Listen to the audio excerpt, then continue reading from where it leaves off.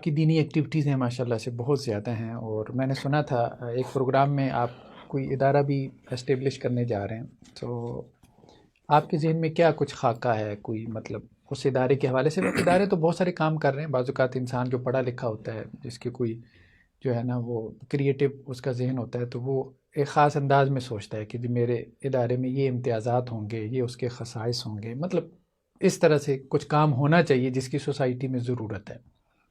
دیکھیں جی، ایک تو یوں سمجھے کہ اس میں میری وی این سے زیادہ میرے ایکسپیرینس کا دخل ہے۔ میرا سارا ایکسپیرینس 31 سالہ عملی زندگی جو ہے ہائر ایجوکیشن سے تعلق رکھتی ہے، تو جس چیز میں بندے کا تجربہ ہوتا ہے اسی میں آدمی ڈیلیور کرنے کی کوشش کرتا ہے، اور کرنا بھی یہی چاہیے جس کا آپ کو تجربہ ہوا ہے۔ بہت اچھی بات۔ تو میں سمجھتا ہوں کہ ایک آئیڈیا جو میرے ذہن میں آتا تھا امت کے مستقبل کے حوالے سے ہمیشہ آتا تھا کہ دو طرح کے جو نظام ہائے تعلیم ہمارے ہاں رائج ہیں، ایک مدرسہ ایجوکیشن ہے اور ایک فارمل یونیورسٹی کالج کی ایجوکیشن ہے، تو ان میں بہت بڑا گیپ ہے۔ کالج یونیورسٹی میں ہم نوکر پیدا کر رہے ہیں، سوائے اس کے کہ پڑھ کے نوکری کرنی ہے۔ بیشتر لوگوں کا اس سے زیادہ کوئی وین نہیں ہوتا اور کوئی ٹارگٹ نہیں ہوتا۔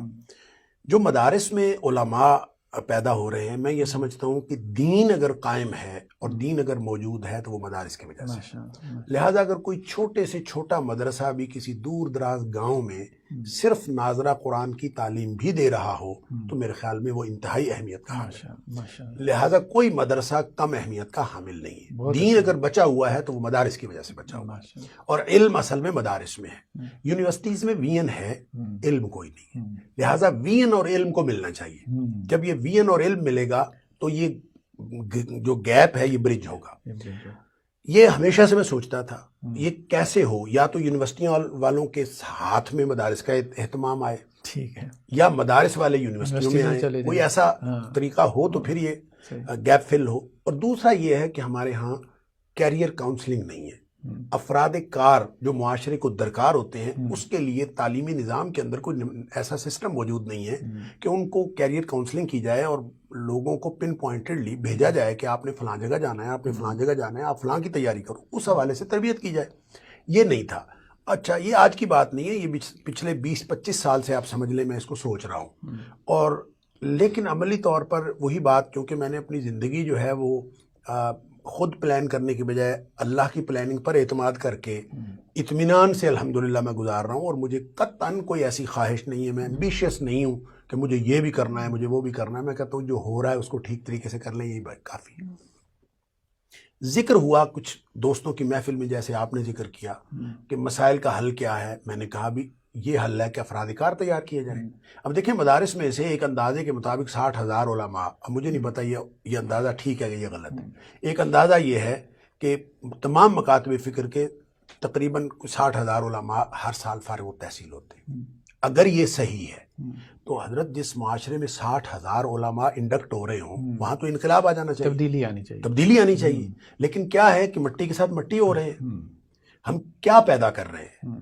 تو یہ وہ فکر ہے جو مجھے ہمیشہ سے تھی، اور میں اپنی زندگی کو تو اس طرح سے مینج کیا ہوا ہے کہ جہاں جو موقع ملے، جس کے ساتھ موقع ملے، انہی کی شرائط پر تعاون کر دو، انہی کی شرائط پہ۔ بس میں جس مسجد میں جمعہ پڑھا رہا ہوں ان کو میں نے پہلے جمعہ پڑھاتے ہوئے میں نے یہ کہا تھا کہ جب تک آپ کو کوئی اچھا سا خطیب نہیں ملتا میں تب تک آپ کا خطیب ہوں، اور اب تک انہی شرائط پہ پڑھا رہا ہوں، اور 11 سال ہو گئے مجھے، اور اگر ان کو اچھا سا خطیب مل جائے گا تو میں کہیں اور چلا جاؤں گا۔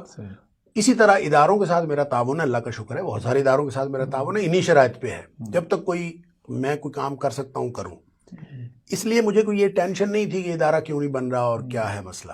اب آ کے کچھ لوگوں نے سوچا، کچھ دوستوں نے مجھے ایسے ہی گفتگو میں انہوں نے کہا اس کا مطلب ادارہ بننا چاہیے۔ میں نے کہا جی بالکل بننا چاہیے۔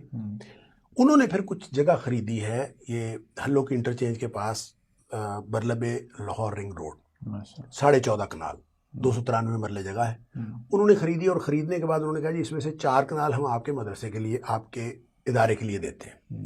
اب میں وہاں پہ مدرسہ قائم کرنا چاہتا ہوں یا کالج قائم کرنا چاہتا ہوں یا کیا ہے، یہ ان کو نہیں پورا پتا، لیکن انہوں نے مجھے کہا 4 کنال۔ میں نے کہا کہ مجھے 4 کنال نہیں، مجھے 14.5 کنال ساری چاہیے۔ انہوں نے کہا جی باقی کے تو پھر پیسے دینے پڑیں گے آپ کو۔ میں نے کہا کوئی نہیں، ہم کوشش کرتے ہیں اور انشاءاللہ اللہ کا کام ہے، اگر ہم نے کرنا ہے تو پھر تو کبھی نہیں ہوگا، صحیح، اگر اللہ نے کرنا تو ہو جائے گا انشاءاللہ۔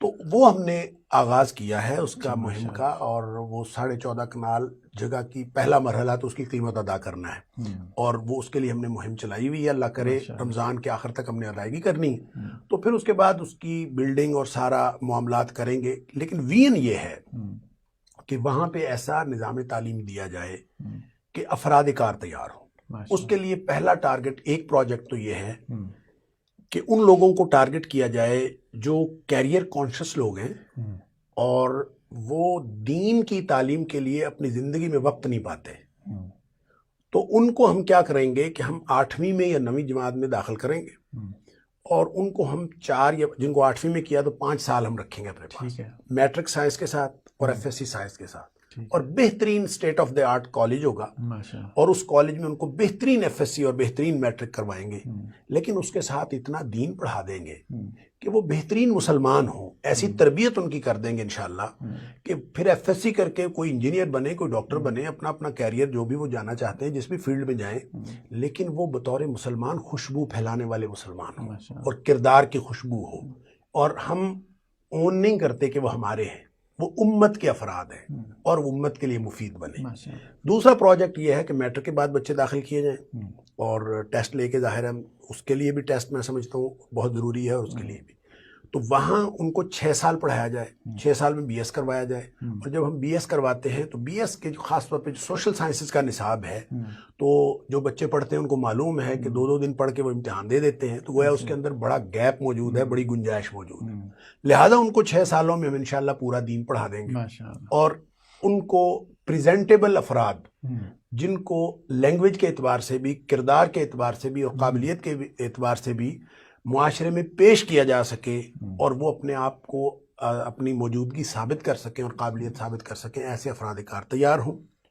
پھر ایک تیسرا پروجیکٹ یہ ہے کہ انہی میں سے کچھ لوگوں کو سلیکٹ کیا جائے ان کی قابلیت اور صلاحیت کو دیکھ کر، اور ان کو سجیسٹ کیا جائے، کیریئر کاؤنسلنگ کی جائے کہ آپ کو فلاں فیلڈ زیادہ صحیح رہے گا، آپ کو ایجوکیشن میں جانا چاہیے، آپ کو فلاں فیلڈ میں جانا چاہیے، آپ پی ایم ایس کا امتحان دیں، آپ سی ایس ایس کا امتحان دیں، آپ فوج میں جائیں، آپ پولیس میں جائیں، جو بھی ہو سکتا ہے، یہ ان کو کیریئر کاؤنسلنگ کر کے اس طرح کی تیاری کروا کے اس طرح پریپیئر کر کے معاشرے میں بھیجا جائے کہ نہ سفارش کی ضرورت پڑے اور نہ ہی کسی رشوت کی ضرورت پڑے، اور نہ ہی وہ محرومیوں کو شکار ہوں کہ جناب ہمیں تو کوئی پوچھتا نہیں، تو جس کے پاس اللہ کے فضل سے قابلیت ہوگی تو اللہ تعالیٰ اس کو ہر جگہ پہ کامیابی عطا کرے گا جب وہ پوری محنت کے ساتھ جائیں گے۔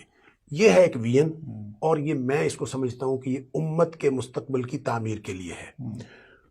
میری ایک کوشش ہے، میں آپ جیسے اہل علم سے اس کا تعاون چاہتا ہوں، اہل خیر سے بھی تعاون چاہتا ہوں۔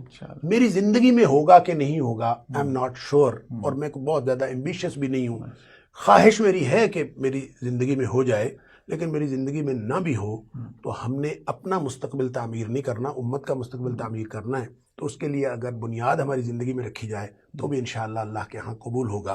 میں اس یقین کے ساتھ اور اس توکل کے ساتھ اس ادارے کو اسٹیبلش کرنا چاہتا ہوں۔ مطلب ایک جملے میں جو میں سمجھاؤں، اگر اس کو بیان کر دوں، کہ بیسیکلی آپ سوسائٹی کو، مسلم سوسائٹی کو ایک اچھی دینی لیڈرشپ دینا چاہتے ہیں، لیڈرز پیدا کرنا چاہتے ہیں آپ۔ مطلب اصل میں نا جب اس کو دینی لیڈرشپ کہتے ہیں نا تو بہت سارے لوگ بدکتے ہیں۔ میں یہ سمجھتا ہوں کہ مسلمان کی جو لیڈرشپ ہوتی ہے نا، مسلمانوں کی، وہ ہوتی ہی دینی ہے، اس میں دینی اور غیر دینی کی بات نہیں ہوتی۔ یہ ہمارے ہاں اصطلاحات ہے دینی اور غیر دینی کی، اور خاص طور پہ پریکٹسنگ مسلم اور نان پریکٹسنگ مسلم جو ہم نے آج کل اصطلاحات ایجاد کر لی ہیں، یہ بالکل غلط ہیں۔ مسلمان ہوتا ہے بائی ڈیفالٹ، اور بائی ڈیفالٹ پریکٹسنگ ہوتا ہے، بائی ڈیفالٹ دیندار ہوتا ہے، اور وہ جب مسلمان ہوگا تو اس کا ایک کردار ہوگا، اور جب وہ کردار والا مسلمان ہوگا تو اس کے کردار کی ایک خوشبو ہوگی، وہ جس بھی ڈپارٹمنٹ میں ہوگا، وہ بزنس مین بھی ہوگا تو دنیا اس کو جانتی ہوگی۔ دیکھیں نبی اکرم صلی اللہ علیہ وآلہ وسلم کو جب حضرت خدیجہ رضی اللہ تعالیٰ عنہ نے بھیجا ہے مال دے کے شام، تو پہلی ہی دن آپ پوری مارکیٹ میں مشہور ہو گئے۔ وجہ کیا ہوئی؟ نہ تو نبی کریم صلی اللہ علیہ وسلم کے پاس نبوت تھی ابھی، نہ کوئی ایسی بات تھی، صرف ایک واقعہ ہوا تھا کہ رات کو بارش ہوئی اور اگلے دن آپ نے مال الگ الگ کر لیا کہ یہ گیلا ہے، اس کا ریٹ اور ہے، اور یہ خشک ہے، اس کا ریٹ اور ہے۔ یہ چونکہ مارکیٹ کا ٹرینڈ ہی نہیں تھا وہاں پہ، اس لیے لوگ حیران ہو گئے کہ یہ کیا ٹرینڈ ہے بھی۔ انہوں نے گاہک کی خیر خواہی کسٹمر کی خیر خواہی کہ یہ گیلا مال ہے اور اس کا ریٹ کم ہے، یہ خشک ہے اور اس کا زیادہ ہے. تو جب اس طرح کیا تو ایک ہی دن میں پوری منڈی اور پوری مارکیٹ میں شہرت ہو گئی کہ یہ نوجوان بڑا ہی دیندار بیٹھا ہے، دیانتدار. یہ خوشبو ہے کردار کی. لہٰذا اگر ہم افراد کار پیدا کرنے کی کوشش کریں، ہونے ہیں کہ نہیں ہونے، ہمارا ادارہ کامیاب ہونا ہے کہ نہیں ہونا، ہماری زندگی میں ہوگا کہ نہیں ہوگا، یہ سب اللہ کے ہاتھ میں ہے. ہمارے ہاتھ میں کوشش کرنا ہے. تو کوشش کے لیے ہم نے سٹیپ اٹھایا ہے. وہ قیادت ہوگی، مسلم قیادت ہوگی، دینی غیر دینی یا پریکٹسنگ نان پریکٹسنگ، میرے خیال میں یہ زائد بحث ہے. جزاکم اللہ ڈاکٹر صاحب، بہت شکریہ.